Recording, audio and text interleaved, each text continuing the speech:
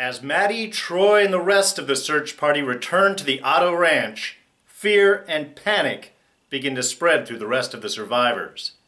Some want to stay and fight. Some want to leave. But in the Walker apocalypse, where exactly are you gonna go?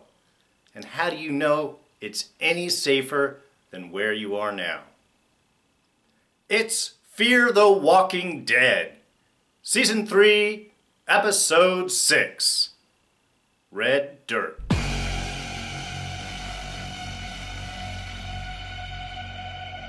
Hey everyone, D here, and welcome to this week's review of Fear the Walking Dead. So yes, of course, as usual, there are spoilers peppered throughout. So, this week we get a little sort of a step back, sort of a prep episode, and it makes sense. You know, we're dealing with the fallout from the encounter with Walker last week. And of course, as we have our intrepid gang returning back to the Otto Ranch, things fall apart pretty much immediately. Any kind of group consensus that was going on falls out pretty much as soon as everyone arrives at the gate. So I think what we'll do is we'll start things off. I'm going to change things up a little bit this week and sort of just hit some major questions, some major high points that the episode really brought up. And we'll start things off with Nick and his gun. Nick, who has been very anti-gun coming into these episodes. Most of his history has fallen for that. He's either, when he's dealt with walkers, he's either avoided them or it's been a stabby. It's all been very quick. He's not really much of a gun guy. He's shown his disdain for firearms. And yet, as we had at the end of last week, we have Jeremiah leaving him a gun for his house. Every home needs a gun. And Nick now has jumped into it pretty strongly. Throughout the episode, he has that gun on his side. And you know, he's getting his own style. He's got it set cross-drawed, you know, on the other side, so he has to reach across and pull. But it's pretty far back on his hip. It should be a little bit more forward so it's easier to grab. You know, it's a little uncomfortable there. And he's also ready, anytime noise comes up, he's got the gun out and he's looking. So it's kind of a rapid character change for Nick. Now, embracing the changes of the world, I get that and I'm fine with it. And I appreciate that at least he's trying to get some training under his belt, which he has asked Jeremiah for, which is part of how the episode opens up. Unfortunately, Jeremiah seems to be a horrible instructor. I know he's supposed to have taught the rest of the kids and everything that, but from what we see in the opening scene, I am not impressed with Jeremiah's instructional program. We have Nick pulling his wrist around and, you know, yanking his gun as he pulls it up, and it's jumping and loosey and pointing all everywhere. He's got his finger in the trigger guard, which you don't do. If you trip, then you can accidentally like shoot your foot off for the guy in front of you. You keep it out until you're ready to squeeze. This is something, if you watch, they're very smart. A lot of the trained soldiers do that. It's not something Nick does. So it can show a sense of naivete, of newness to firearms, which is perhaps maybe how it was meant to do, but it also shows a lack of quality of instruction. And then, of course, there is kind of a big jump in his training, as we see in the very beginning, as he's shooting and practicing. He's not even really hitting the target at all. I think he wings maybe the bottom of it. But by the end of the episode, he is able to do a headshot from a good 5-6 feet away. Boom, right into poor Gretchen. Oh, poor Gretchen. Little head there, which, trust me, actually, even that close is tough to do. A small little yank of the finger is going to send the shot off in any direction quite wildly, depending on the distance. So, yes, I know this is showing that he is adapting to it, and I get that from a storytelling standpoint. However, it seems kind of a leap. This is one of those things where I really wish they would spend time and show a more natural arc in this evolution. It would have been great in that scene, as if when he does go to shoot Gretchen, he misses or hits the shoulder or the side of the head and has to do a second shot, or Jeremiah finishes off and says, well, we got to do some more training. Maybe the comedy that would have brought up could have been inappropriate for the moment, but it would have been at least a little bit more accurate at where Nick should have been in his firearm training at that time. But I do appreciate the fact that they are training. Not only just Nick, but Alicia as well. I am so glad that they are taking advantage of these moments, of these times, to actually learn some skills that are going to be really important in this world. Jake, contrary to his father, an excellent firearms instructor. And I'm saying this again from what we can see. Jeremiah may have said all this stuff to Nick, but we see no results of that, and there's no repetition of it. There's not even a moment where Jeremiah is telling him, all right, now when you square up, put the sights in between here and do this and exhale. Whereas with Jake's scenes, we get that immediately. Here's the gun, here's the automatic, here's the semi, this is where you want to put it. There was excellent firearm instruction going on right there. They fixed it beautifully within that scene. It worked magnificently. That was really well done. I thought that was really well structured.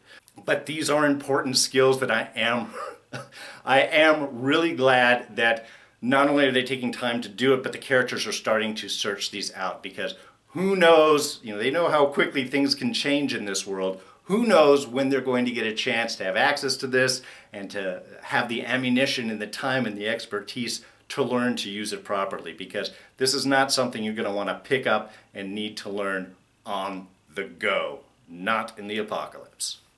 Also, it's a nice moment for Alicia there to spend some more time with Jake. Even though she tells her mom it's not love, Maddie's kind of right. Things do sneak up on you, and as we know by the end, Alicia is a lot more concerned with Jake than maybe she let on. Now, with Vernon and his family leaving, I understand how that's happening and why that's happening. This is demonstrative of the split amongst the society. We have two of the remaining founding fathers, one, Jeremiah, who wants to stay and fight, and Vernon that wants to try and save his family and leave. Two different philosophies. This is how they're demonstrated. I have no problem with that. I am a little bummed about Gretchen. Liked her. But the problem that I have with that, well, just a couple of things with that whole part. One is how they left, in the sense that as preppers, they seem entirely unprepared for this particular trip. I mean, we are at this point, I believe, a couple of months into the zombie apocalypse. So I know they've been kind of in the ranch. They may not have had a whole lot of exposure, but they definitely heard things. There's definitely stories that Mike has told, his son has told him about their explorations down there outside of Tijuana and San Diego at the airfield and everything else. They have seen stuff. They know how hard the world is out there. So why are you not Mad Maxing all of your vehicles? At this point, we have these many vehicles, we have so many supplies and things. They should be armoring stuff up. They should have people with guns. You've only got a small family in a van. You could be set by, we're not even talking about Walker and his tribe issues. We're just talking general raiders and ne'er-do-wells and criminals that are out on the street. You're heading off to a random location because maybe it's safe up there. They don't seem to have any destination at all, and they're completely unprepared. As I said, for preppers, I'm really just thinking there should be an A-team garage on the ranch just armoring up all of the vehicles at this point.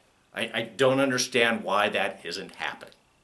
But the other part I have is with the whole Troy encounter there, what happened. Because, all right, everybody gets back, and we have the big fret, and then that night they have the fires that are all around there. And that scares everybody, and so the next morning they're preparing and they're loading up and they're ready to go.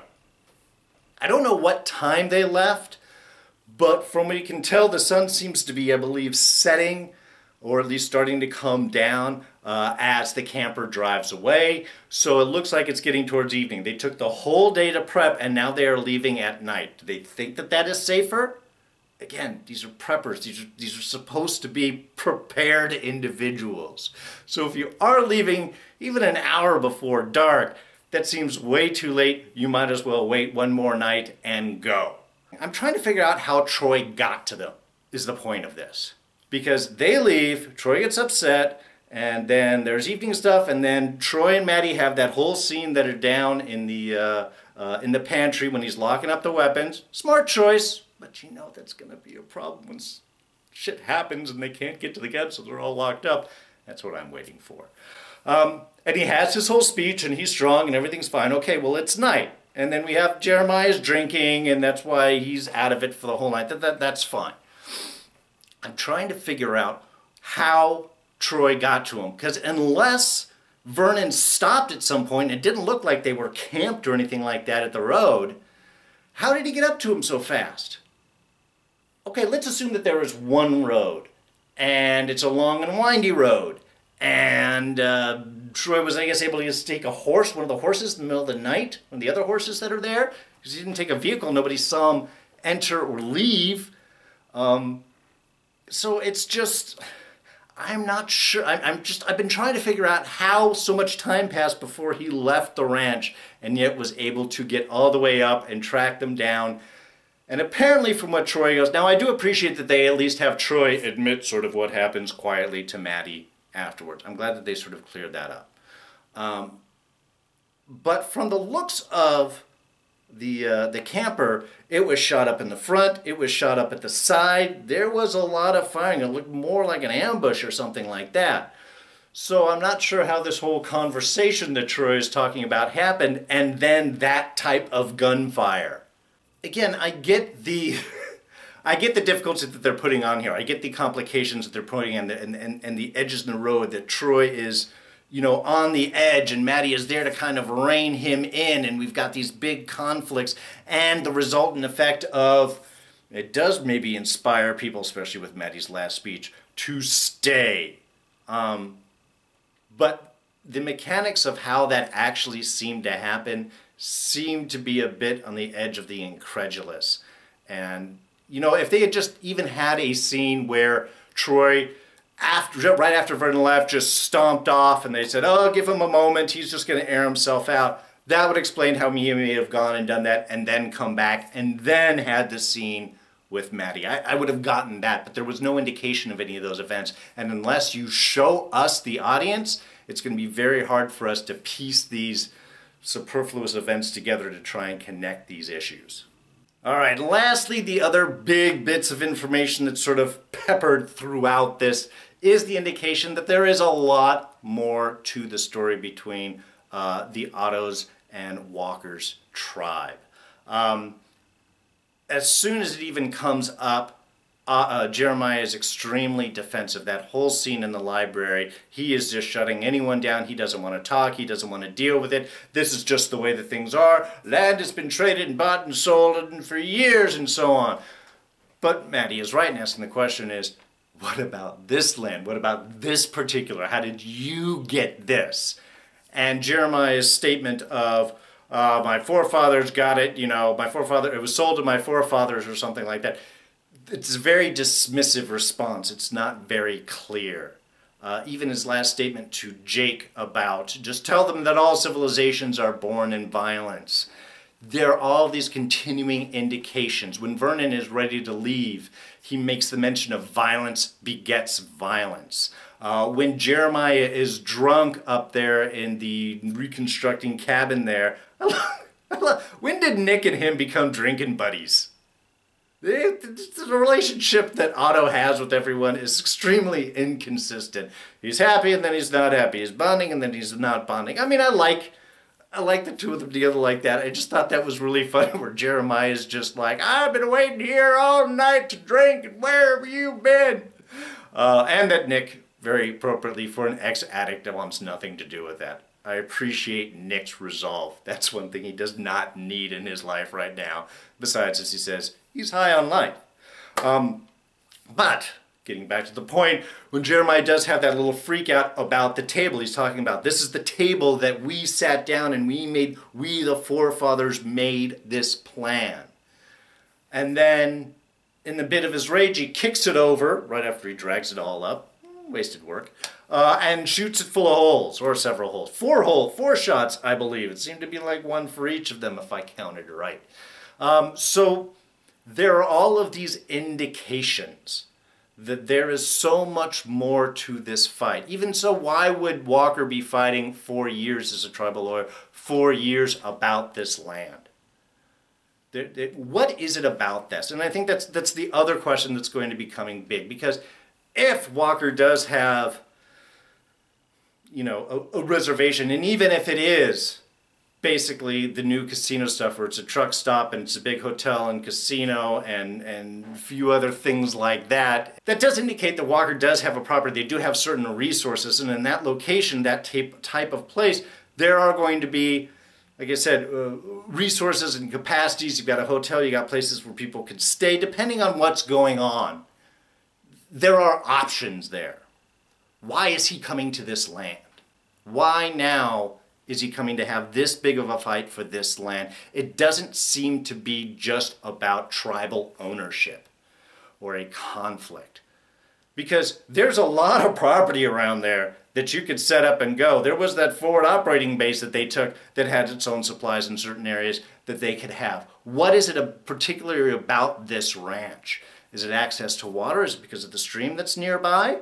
Now, water was a big thing that we were hitting on even with Dante's Dante, sorry about that. Daniel, with Dante over there at the dam, with Daniel and Strand. So that was illustrating the need for water. They haven't indicated anything like that, but also, is it water that seemed to be stream, river, various accent points around there. So what is it? Is it just the land? Is he there to try and get the supplies? Because he didn't seem to be the one again that stopped Vernon, specifically because all of supplies and everything were left there. And if that is something that Walker would have wanted, he would have taken that. So is it just the supplies that Walker wants? Is it the land? Is there something about the land? Or is this... I'm trying to find the reasoning for it, because if it's just well, it's the end of the world, and so now I'm going to take my ancient tribe land from you, just seems a very weak storytelling excuse. There's got to be something more about it, something more particular about this area that we haven't learned yet. That is what I'm hoping for. Because again, if it's not, then we've got some just real bad guy stuff going on. I want to know what the particulars of this argument were and why this particular ranch, this particular area is so important to Walker beyond simply a tribal claim. All right, so just a couple of small things. One, Maddie, Alicia, thank you for the birth control discussion. I don't think we have had that discussion at all in 2 series dealing with the Walker apocalypse. You don't want to get pregnant unprepared in the apocalypse. It's very unsafe. You want to be able to move quickly. Being pregnant, you can't. Well, it's more challenging, plus with babies and noise and things like that. Anyway, it's a complications. Not that you shouldn't get pregnant, not that you shouldn't have fun, but you want to be able to make that choice when you're in a safe place. So I am just glad that that discussion was actually had. Thank you, girls. All right, I think it's pretty clear at this point that security at the Otto Ranch is shit. Again, we have a wounded group of people wandering that long road all the way down, and nobody sees it until Dick does, oh my God, let's run out, and then they don't send a vehicle to get them. Again, they all run up. We know that there's trucks. And Otto and Maddie and Nick took one out to go look for Vernon later on. We know that there are vehicles. Well, you're just going to walk up these people that have been walking all this distance and then drag them back the last few feet. At least just have one person saying, run up, oh my God, go pull up the truck. We're going to have to drag them back, anything. But nobody sees them until they get right up to the front. The same thing with the setting of the fires on the ridge all around. The same thing with Vernon's horse showing up in the morning. Security is crap. And again, for preppers, in the Walker apocalypse, dealing with all this stuff, you think they might heighten things up a little bit, maybe add 1 or 2 or any security, any spotters up there at all, because they don't seem to do anything. Oh, and speaking of wounded people, they seem to make a strong demonstration from Nick's face just how messed up Maddie's feet were after that long hike. And I'm assuming that probably goes for Troy and everybody else. However, nobody seemed to have any problem walking or moving around. I'll give it up to Kim Dickens, to Maddie. There was a little bit of a limp or drag, it seemed like, the next day. A little bit of discomfort in her movement. And there, honestly, she was mostly standing, not walking. But still, those types of injuries that they implied, I would imagine that moving would be quite unpleasant for more than a few days. All of the headaches that Jeremiah keeps talking about, I'm going to guess that's a tumor. I'm guessing he is on his way out, and that is why he is trying to get Jake to step up and be in a leader position, and why Maddie, through that, is trying to let Troy know, no, in this day and age, in this type of fight, in this type of world, you are the leader that we need. For now. I'm really hoping the title Red Dirt refers to the blood in the earth statement that Jeremiah drunkenly makes before falling asleep, sort of implying the cost of the land, as opposed to the land claimed by the Native American tribe, because that's racist. Oh, and lastly, I believe the next location we may be heading to, possibly sooner, possibly later, is going to be Colorado. A little statement that Gretchen made where Vernon was heading to, I think is going to be a hint of things to come. Heading up to the mountains, we'll see how safe that actually is. Alright, so we've got the camp prepping for a potential onslaught of Walker and his tribe, but we have Jake taking the back roads to try and go talk some sense into him, make a deal. And of course Alicia hot on his trail to warn him that these are dangerous people. Which of course will very quickly lead both of them to realize that it wasn't Walker, but it was Troy that ambushed Vernon. So we're going to have some extra complications, I know, from there. Now next week is actually the mid-season finale. They're doing 2 episodes. So we had 2 episodes to open up this season. We've had our regular 4 in between, and then we're doing 2 more at the end. So they sort of squeezed those 8 weeks into 6. Hopefully from a scheduling thing, that's a lot of episodes to sort of stack on top of each other. But hopefully it will be action-packed. We will get some payoff. We will find out what's going on with Walker, why the interest in the ranch, and of course, you know things are going to get a lot more complicated out of that. So we will have to wait till next week to find out exactly how.